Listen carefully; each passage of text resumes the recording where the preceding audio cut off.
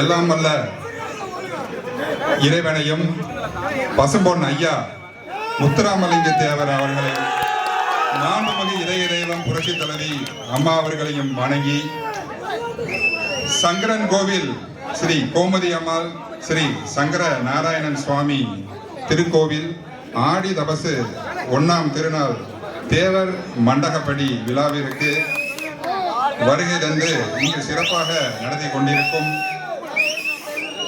பொன்மணி சோழன் தலைவர் அவர்களுக்கும் துணைத் தலைவர் சுப்பிரமணியன் அண்ணன் அவர்களுக்கும் செயலாளர் சமுத்திரகனி அண்ணன் அவர்களுக்கும் பொருளாளர் ராமராஜ் அண்ணன் அவர்களுக்கும் துணை செயலாளர் கணபதி சுப்பிரமணியன் அண்ணன் அவர்களுக்கும் மற்றும் இங்கே வருகை தந்திருக்கும் அண்ணன் இசைக்கு ராஜா தேவர் அவர்களுக்கும்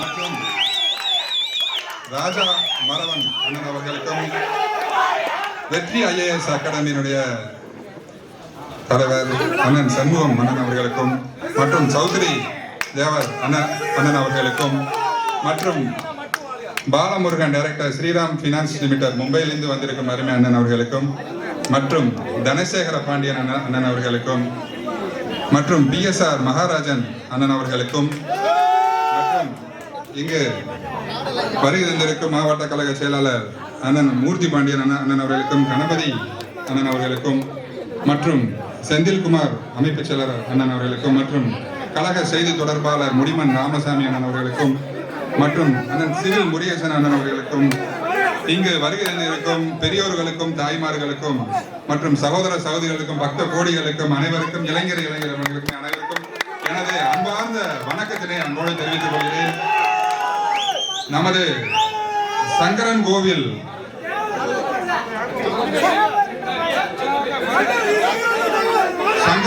அமைந்துள்ள பழமையான புகழ்பெற்ற ஸ்தலமான சங்கர நாராயணர் கோவில் 108 சக்தி தலங்களில் ஒன்றாகும். இத்திருக்கோவில் சைவ வைணவ ஒற்றுமைக்கு எடுத்துக்காட்டாக விளங்குகிறது. இத்திருக்கோவிலின் வரலாறு ஒற்றுமையையும் சமத்துவத்தையும் நிலைநிறுத்துவதாக அமைந்துள்ளது மிக சிறப்பானதாகும்.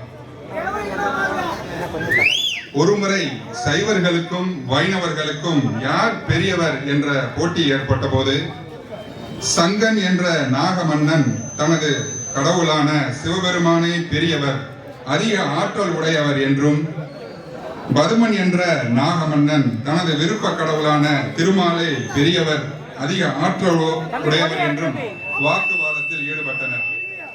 இதனை உணர்ந்த ஸ்ரீ கோமதி அம்மான் இறைவனின் முழு வடிவத்தை உலக மக்கள் அனைவரும் அறிய வேண்டுமென சிவபெருமானை வேண்டி தவம் இருந்தார்.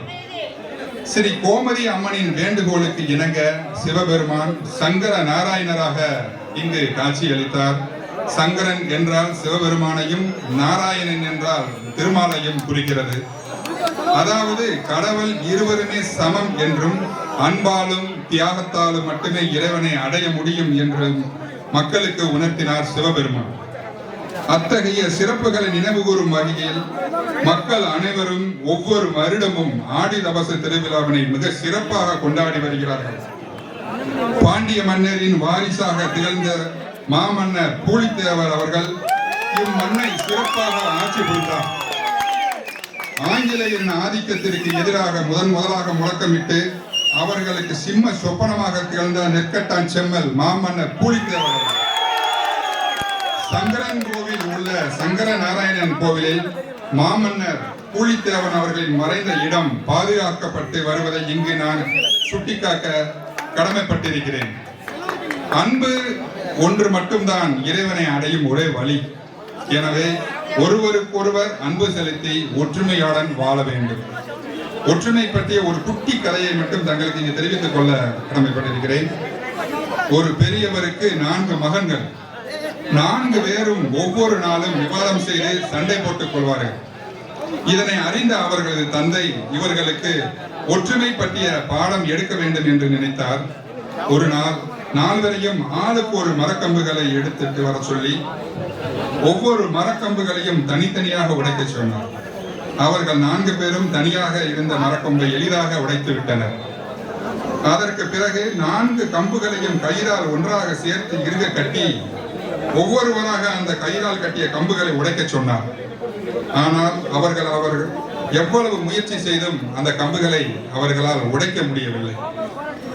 இப்போது ஒற்றுமையின் பலம் என்ன என்பதை அவருடைய 4 மகன்களும் உணர்ந்து ஒற்றுமையாக வாழ கற்றுக்கொண்டனர். ஒற்றுமை மட்டுமே மிகப்பெரிய பலம். அந்த ஒற்றுமை மட்டும்தான் வெற்றிக்கு வழிவகுக்கும். அத்தகைய ஒற்றுமையோடு ஆண்டுதோறும் சங்கரன் கோவில் ஸ்ரீ கோமதி அம்மாள் ஸ்ரீ சங்கரன் சுவாமி திருக்கோவிலில் ஆடி தபசு 1ஆம் திருநாள் இந்த நன்னாளில் சங்கரன்கோவில் சுற்றியுள்ள சுமார் 350க்கு மேற்பட்ட ஊர் மக்கள் ஒன்று கூடி தேவர் பொது மண்டகப்பட்டி விழாவினை சீரும் சிறப்புமாக நடத்தி வருவது உள்ளபடியே பெருமையாக இருக்கிறது. சங்கரன்கோவில் மண்ணிற்கும் எங்கள் குடும்பத்திற்கும் நீண்ட நெருங்கிய தொடர்புகள் உண்டு. எங்களுடைய பூர்வீக மண் சிறுவில்லிபுத்தூர். எங்களது தந்தை வழி மூதாதையர்கள் 100 ஆண்டுகளுக்கு முன்பு சிறுவில்லிபுத்தூரில் இருந்து தேனி மாவட்டத்திற்கு குடிபெயர்ந்தார்கள். சிறுவில்லிபுத்தூர் செண்பகத்தோப்பில் வீட்டிற்கும் செண்பக பேச்சியம்மன் தான் எங்களுடைய குலதெய்வம் என்பதை அதே போல எனது தந்தை வழி பாட்டி, அதாவது என்னுடைய தாத்தா திரு ஓட்டக்கார தேவர் அவர்களின் வாழ வந்தால் அவர்களின் பிறந்த ஊர் நமது அருகில் உள்ள வாழவந்தால் புறத்தை சேர்ந்தவர்கள். அதே போல நமது மேலும் சங்கரன் கோவிலுக்கு அருகில் உள்ள மருதங்கிணறில் அமைந்துள்ள அழகப்ப சுவாமி கோவில் தான் எங்களது தாய் விஜயலட்சுமி அம்மா அவர்களுடைய குலதெய்வம் என்பதை நான் கூற கடமைப்பட்டிருக்கிறேன். எனது தந்தை மற்றும் தாய் வழி உறவுகளும் சொந்தங்களும் சங்கரன் கோவில் பகுதியில் தான் அதிகமாக வாழ்கின்றனர். இவ்வாறு இந்த மண்ணோடும் மக்களோடும் மிக நெருங்கிய அன்பு கலந்த பந்தம் எங்களுக்கு இருப்பது உள்ளபடியே மகிழ்ச்சி அளிக்கிறது. ஒவ்வொரு வருடமும் மாணவியரின் கல்வியை ஊக்குவிக்கும் பரிசுகளை வழங்குதல் மற்றும் பொதுமக்களுக்கு அன்னதானம் வழங்குதல் போன்ற நற்செயல்களால் திருவிழாவினை சிறப்பாக நடத்தி வரும் விழா கமிட்டியின் உறுப்பினர்களுக்கு இந்த நல்ல நேரத்தில் எனது பாராட்டுகளையும் நல்வாழ்த்துக்களையும் அன்போடு தெரிவித்துக் கொள்கிறேன். இந்த விழா சிறப்பாக அமைவதற்கு காரணகர்த்தாவாக இருந்த அண்ணாச்சி தெய்வ திரு சண்முகா பாண்டிய ஐயா அவர்களை இந்த நல்ல நேரத்தில் நினைவு கூர்ந்து அவரை மனதார நான் வணங்குகிறேன். என்னை சிறப்பு விருந்தினராக அழைத்து சிறப்பான வரவேற்பு கொடுத்த தங்களின் முன் உரையாடுவதற்கு எனக்கு வாய்ப்புகள் அளித்த சங்கரன் கோவில் தேவர் பொது மண்டகப்படி நிர்வாகிகளுக்கும் பொதுமக்களுக்கும் தமிழ்நாடு முன்னாள் முதலமைச்சர் ஐயா திரு ஓ பன்னீர்செல்வம் அவர்களின் சார்பாக எனது நன்றியினையும் வணக்கத்தினையும் அன்போடு தெரிவித்துக் கொண்டு நமது பகுதி மக்களுக்கு நாங்கள் என்றைக்கும் உறுதுணையாகவும் பாதுகாப்பாகவும் இருப்போம் என்பதை இந்த நல்ல நேரத்தில் உங்களுக்கு நான் உறுதியளிக்கிறேன் என்பதை தெரிவித்துக் கொண்டு வாய்ப்பளித்த நல்ல உள்ளங்களுக்கு எனது நெஞ்சார்ந்த நன்றியை தெரிவித்துக் கொண்டு விடைபெறுகிறேன். நன்றி, வணக்கம்.